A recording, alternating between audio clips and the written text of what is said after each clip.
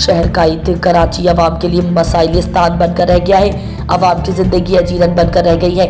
फखर news के bureau chief Ejaz Ahmad Tahir Awan की खुसूसी report. Karachi में गैस की फराहमी का मसला एक संगीन और मुसलसल बढ़ता हुआ चैलेंज है। इस मसले की बुनियादी वजूहात में कराची में बढ़ती हुई आबादी और सनअती तरक्की की वजह से गैस की तलब में इजाफा हो रहा है, जबकि गैस के ज़खायर महदूद हैं और रसद इस तलब को पूरा नहीं कर पाती।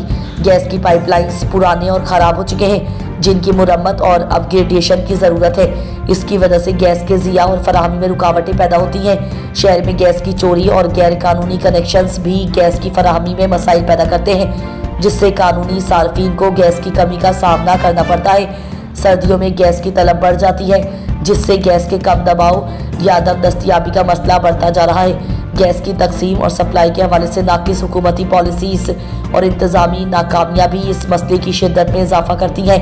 गैस के ज़खायर की दरियाफ्त के लिए नई सरमायाकारी और टेक्नोलॉजी का इस्तेमाल, गैस चोरी को रोकने के लिए सख्त कवानीन और उन पर अमल दरामद ज़रूरी है।